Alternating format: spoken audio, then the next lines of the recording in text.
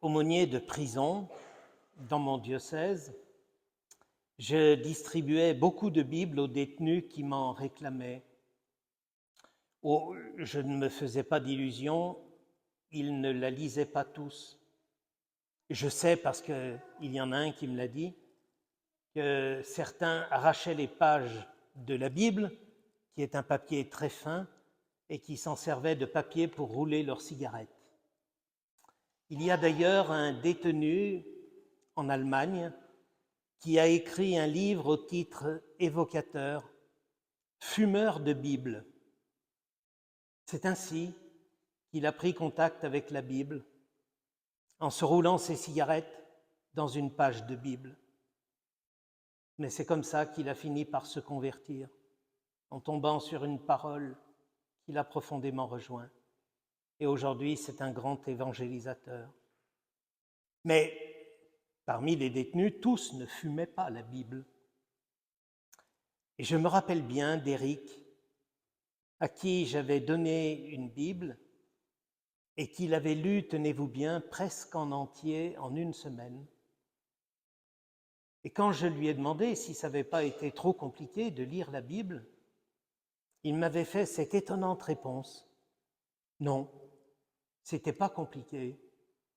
Parce que ce livre, en fait, il parle de moi à toutes les pages. Quelle merveilleuse réponse. Eh bien, voyez-vous, j'ai franchement l'impression que les textes d'aujourd'hui, ils parlent de vous, chers catéchumènes. Et comme nous sommes tous faits de la même chair, ils parlent aussi de nous, qui vous accompagnons en ce jour. Ils parlent aussi à ceux qui sont venus participer à cette messe dominicale. Est-ce que vous ne vous reconnaissez pas dans ces paroles du livre d'Isaïe que nous avons entendues dans la première lecture? Le désert et la terre de la soif qu'il se réjouisse, le pays aride qu'il exulte et fleurisse comme la rose, qu'il se couvre de fleurs des champs, qu'il exulte et crie de joie. Je ne connais pas votre cheminement et ce qui vous a conduit à demander le baptême, mais je connais le cheminement de beaucoup d'autres catéchumènes qui ont été baptisés dans le passé, et un passé parfois très récent. Certains m'ont partagé avoir traversé un désert plus ou moins long dans leur vie, avoir été habités par une immense soif d'amour que toutes leurs expériences, parfois désordonnées, n'avaient pas réussi à étancher. Ils m'ont dit combien ils avaient souffert de l'aridité de leur cœur, alors qu'ils ne rêvaient que d'amour. Et voilà que, dans des circonstances particulières à chacun, le Seigneur, utilisant une route adaptée au cas de chacun, s'est approché d'eux, s'est approché de vous. Alors, on a l'impression, et c'est même plus qu'une impression, que notre désert se met à fleurir, que notre cœur se retrouve empli d'une paix et d'une joie, longtemps espérée, mais jamais encore ressentie avec une telle intensité. C'est exactement ce que disait Isaïe dans la première lecture. Le désert et la terre de la soif qu'ils se réjouissent, le pays aride qu'il exulte et fleurisse. Oui, comme Éric, le détenu dont je parlais, vous pourriez dire, ce texte parle de moi. Et quand on lit la suite du texte, c'est encore de vous, c'est encore de nous que ce texte parle. Fortifiez les mains défaillantes, affermissez les genoux qui fléchissent. Dites aux gens qui s'affolent, soyez forts, ne craignez pas, voici votre Dieu. Je suis sûr que vous pourriez dire que cette rencontre avec le Seigneur, qui vous a mis en route pour la préparation de votre baptême, cette rencontre vous a fortifié, vous a rendu plus fort, plus assuré. Oh, bien sûr, le travail n'est pas fini, mais le Seigneur vous a déjà fait faire un très beau chemin. Je continue le texte parce que vraiment, on a l'impression qu'il a été écrit pour vous. Alors se dessilleront les yeux des aveugles et s'ouvriront les oreilles des sourds. Alors le boiteux bondira comme un cerf et la bouche du muet criera de joie. Cette rencontre avec le Seigneur a ouvert vos yeux. Vous avez vu clairement qu'il y a des chemins qui mènent à la vie et d'autres qui conduisent à des impasses mortifères. Cette rencontre a ouvert vos oreilles, qui sont devenues capables d'entendre Dieu qui vous parlait dans le silence, d'entendre autrement et avec plus d'empathie les autres quand ils vous parlent. Et puis, dans vos vies, il y avait sûrement trop de trucs boiteux qui vous empêchaient d'être dans la joie. Alors, c'est vrai, depuis cette rencontre avec le Seigneur, vous croyez que se sont ouverts vos yeux d'aveugle, que se sont ouverts vos oreilles de sourd. Le boiteux que vous étiez peut maintenant bondir comme un cerf et votre bouche de muet peut crier de joie. Quand Isaïe écrivait ce texte, on était 6 siècles avant la venue de Jésus.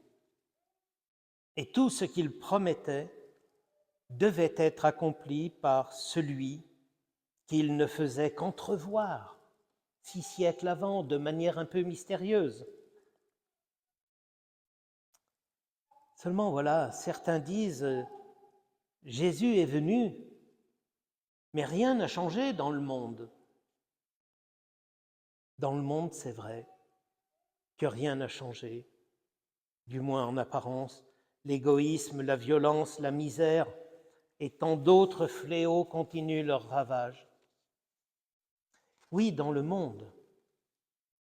Par contre, dans le cœur de ceux qui accueillent le Seigneur, tout change. C'est ce que voulait dire Isaïe, et vous en êtes la preuve vivante. Oh, bien sûr, comme je le disais, il reste encore du chemin à faire pour vous, comme pour moi, comme pour nous tous. Mais c'est vrai que votre rencontre avec le Seigneur, qui sera encore renforcée par le baptême, oriente votre vie vers de nouveaux horizons. Pourtant, le péché reste là, dans votre vie, dans la mienne, dans la nôtre. Luther, le père de la réforme protestante, avait une belle formule pour l'expliquer. Pourquoi la rencontre du Seigneur change notre vie et pourquoi le péché reste encore présent. Luther disait, je m'excuse, il avait un langage qui n'était pas très châtié. Il disait, le baptême a noyé le vieil homme, mais le salaud, il savait nager. Comme c'est bien dit, régulièrement, vous, moi, tous, nous sommes rattrapés par de mauvaises habitudes dont nous aimerions bien être débarrassés. Mais vous savez, le Seigneur ne nous aime pas seulement quand nous sommes vainqueurs de cette lutte contre nos vieux démons. Il nous aime aussi, et peut-être surtout, quand nous sommes combattants, quand nous sommes tombés et que nous acceptons de nous relever. Et pour mener ce combat, nous les chrétiens, nous avons un allié exceptionnel, l'Esprit Saint, qui vient au secours de notre faiblesse à chaque fois que nous le lui demandons. Chers catéchumènes, ne vous impatientez pas. Le Seigneur n'en a encore pas fini avec vous, comme il n'en a encore pas fini avec moi et avec nous tous. Jusqu'à notre dernier souffle, il travaillera en nous pour nous parfaire. Et surtout, ne nous décourageons jamais, parce qu'on le dit, et c'est vrai, le découragement, c'est l'arme favorite du diable. Quand le chemin qui vous reste à parcourir pour devenir celui ou celle que vous rêveriez d'être, regardez le chemin que le Seigneur vous a déjà permis de parcourir. Et ça vous réconfortera beaucoup. C'est ce que je fais souvent, moi. Ce qui est sûr, chers catéchumènes, c'est que le monde a besoin de vous. Le monde a besoin de votre témoignage. L'Église a besoin de vous, même dans votre pauvreté. En reprenant les paroles de l'Évangile que Jésus nous a données, témoignez que lorsqu'on accueille le Seigneur dans sa vie, c'est vrai.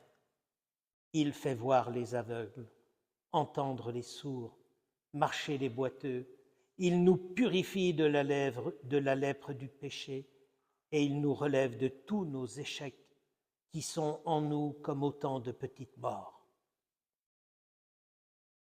Chers catéchumènes, nous vous confions aujourd'hui à Notre-Dame de la Gaie pour qu'elle vous accompagne, car son plus grand désir, c'est que vous, nous, tous les hommes, puissent un jour ouvrir pour de bon leur cœur à Jésus, son Fils. Amen.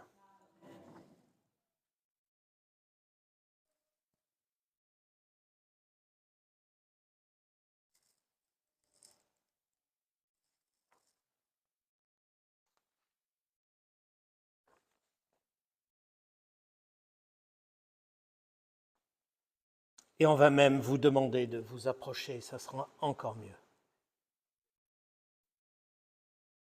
Et les accompagnateurs qui sont là peuvent se mettre derrière eux. Approchez-vous encore.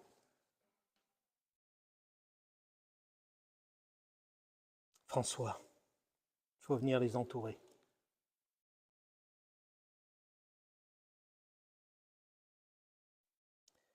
Frères et